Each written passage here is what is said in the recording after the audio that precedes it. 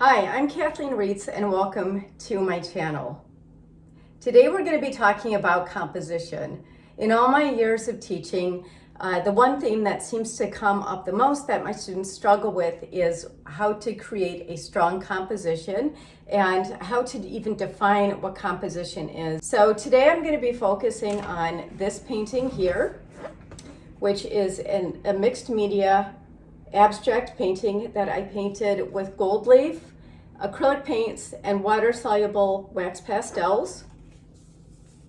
And there's going to be a demo portion of this video. It's not going to be as lengthy as they have been in most of my videos because I will be coming back afterwards and analyzing this painting and going over with you why I've done what I have in order to achieve a strong composition in this painting.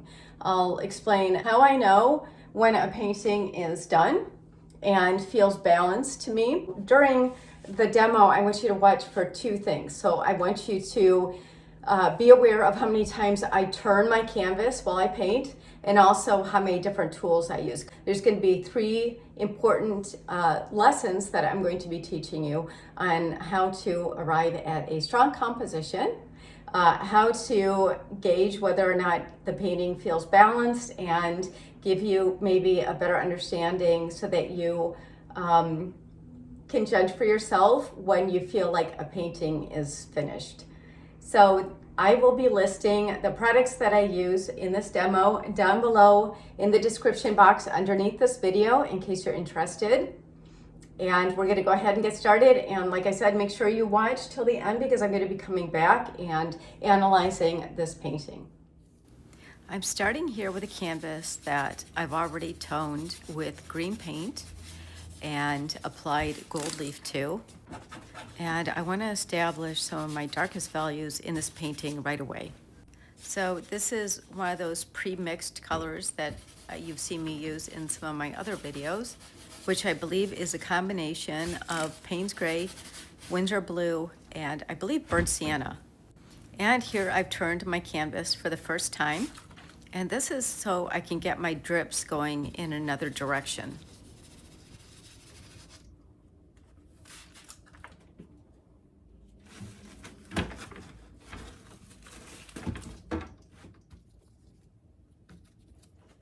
Now I'm going to add some warmth with quinacridone red orange, which is a really nice transparent color. So I've layered it a little bit over my gold just to give it a little bit of dimension. Quinacridone shades always have a nice transparency to them. And I've also added some green gold.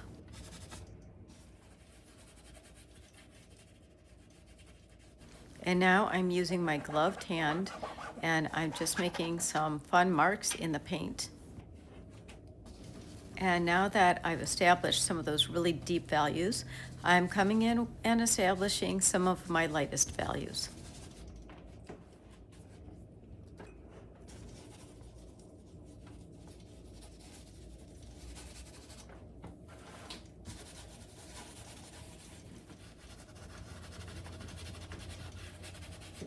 And I'm switching now to my Catalyst silicone wedge.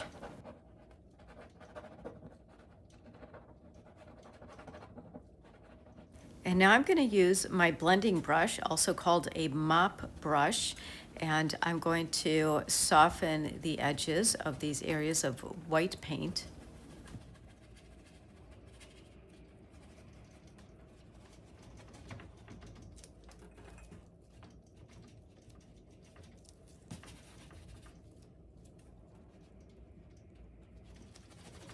You can already see my composition starting to take shape.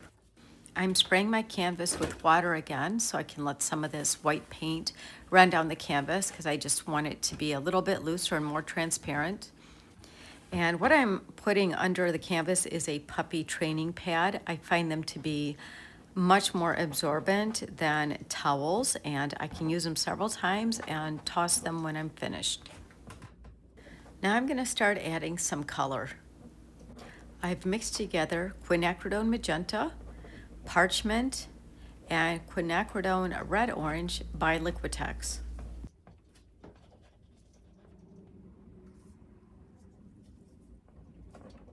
And the shade of red I'm using is quinacridone magenta and quinacridone red orange without any of the parchment in it. This combo makes a really strong, transparent red color that I love. I want you to notice the pattern that I've established with those pink and red colors and how they span across the canvas and then up towards the top. And now I'm adding some more dark values.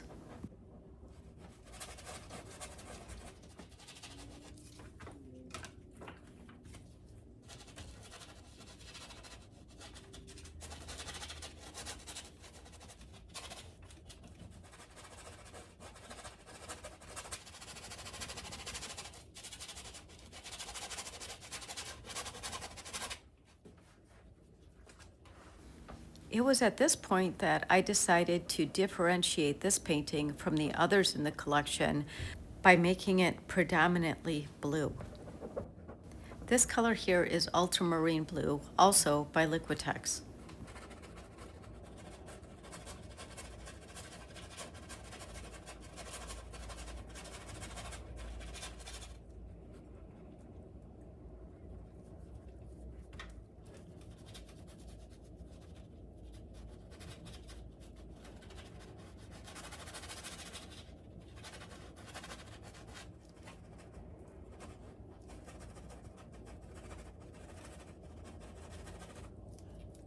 If you like this video, please consider subscribing to my channel.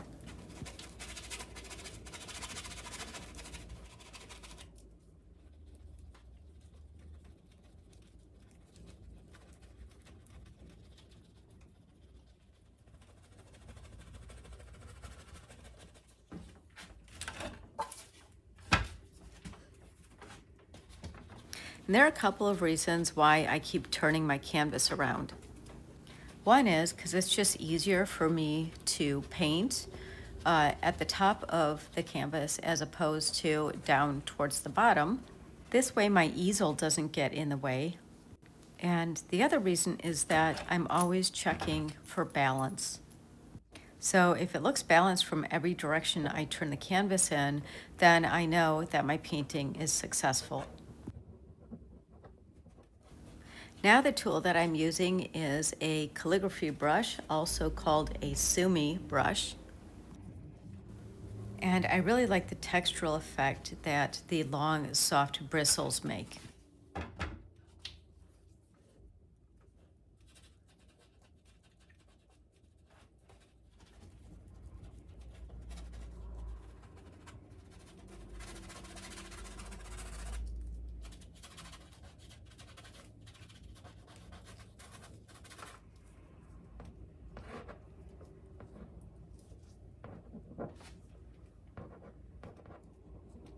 This color I'm applying now is Naples yellow.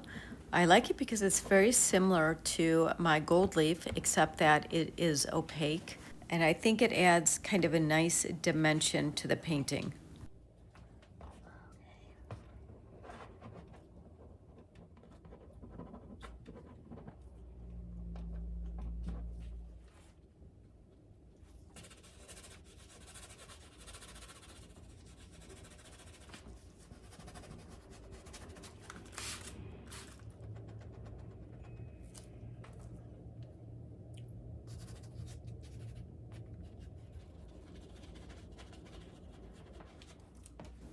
This deep violet color that I'm applying now is a mixture of quinacridone magenta, Payne's gray, and a little bit of that ultramarine blue.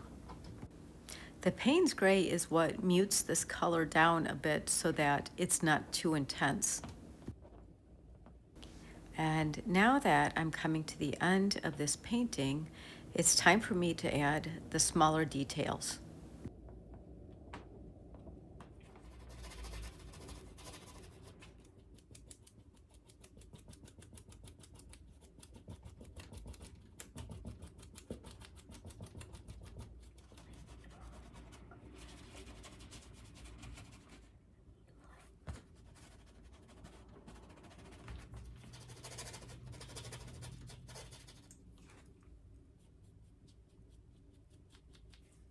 Some of these details will be made with these Neocolor II water-soluble wax pastels. You may have seen me use these in other videos. They can be used either wet or dry, which is why I keep spraying my canvas with water. I love using them wet because the water really activates the intensity of the color, and I also like the way that it drips down my canvas. So I hope that you enjoyed the demo portion of this video, and now I want to analyze for you this painting and why I feel I have achieved a strong composition. So when we talk about composition, we talk about basically eye flow. What is going to pull a person in, the person who is viewing your painting? What is it that is going to pull them in to your painting? What is it that is going to pull somebody in, make them pause and really look at your painting and feel something? So the way that we do that is with contrast. So contrast can be done 3 different ways. One way is contrast in value. So when I'm talking about value, I'm talking about the lightest lights and the darkest darks. So in this painting, you saw me put down these really dark areas. They're not black, I don't use black. They're very deep, dark purples and blues. Some of them even have a little bit of a warmth to them. So there's some brown in there too as well. So I have scattered my darkest values throughout the painting. So they've got nice balance there as far as that goes. It adds a lot of drama. And then, of course, in contrast, I have my lightest lights, which are areas like this and down here. So you can see I've got a lot of beautiful light values as well as very dark values. So another way that we can achieve contrast in a painting is through our color choices. It's actually about knowing when to create muted colors and have a balance of muted colors and also more saturated colors. So I have a lot of very smoky purples in here, a lot of very grayed down colors, and then I have some intense colors. And those are what are going to pull you in, and they're going to look more intense against the gray colors. So if I use just all saturated intense colors in the same painting, it's going to look very childish, and all your colors are going to be competing for attention in the painting. But here you can see the star of the show ends up being some of these really intense, beautiful blues and teals, as well as the gold. Another good way to use color is having both warm and cool colors. So I've got this gorgeous warmth in my gold leaf, and also the layers of orange that are on top in some of these areas. And then of course I have very cool colors. So I have a combination of both, and those are also scattered throughout the painting, which creates a nice contrast, but also it feels very balanced. So the third way to add contrast to your painting is through texture. I have areas which I call areas of rest in the painting, and a lot of my paintings, as you've seen. So I have these very soft areas. They almost feel misty, atmospheric, kind of cloudy. And then I have, if I bring this close, you can see I have these drips and lines in my painting. I have scratch marks. I have, of course, up here, I have that water-soluble wax pastel that I let drip down my painting. So I have a lot of nice details as well as bigger areas that I call, as I said, areas of rest. And when I talk about areas of rest, I mean places for your eye to rest in the painting. So if the whole painting is very detailed, it's distracting, like you don't really know where to look. But with this, having areas of rest and having areas that are a lot more detailed, it gives interest to a painting, and it moves your eye around the canvas. You know, you want to take it all in. So that's what's going to make you stop and pause and, look at this painting. It's things like that. So those are the 3 ways that I achieve a strong composition. So how do I know when to stop my painting? And that's a really good question, because you might feel differently about when to stop a painting than I do. For me, it is about knowing that there's nothing more I can add to the painting that would make it any better. And I'm not talking about not wanting to ruin a painting, because sometimes there might be areas of the painting that you really like, but they're not helping the overall painting. And you have to sacrifice those sometimes in order to, for the sake of making a better painting. So you've seen me go in to some of my paintings and obliterate areas. And what I mean by that is, I might go into a very detailed painting and add these areas that are very, I usually use white or off-white. Here I've used a little bit of purple, but I create these areas where I go over the painting with these soft kind of blurred edges and like I said, the areas of rest, so that the painting doesn't feel just crazy busy and distracting. So I know a painting is finished, for me anyway. It's finished when I feel that the whole painting comes together and there's nothing I could do to make it better. And if I did do more to it, like, there's no point in it. It might just change the whole painting and make it something that I'm not happy with anymore. So that's how I know. And I think, honestly, that just comes from years and years of painting. I have a very good sense when I go into a painting of what I want the outcome to be. And I don't do a ton of planning, because I like to work somewhat intuitively, but my intuition has been built around having experience with painting and knowing what's going to help the painting and what's not, what's just vanity. So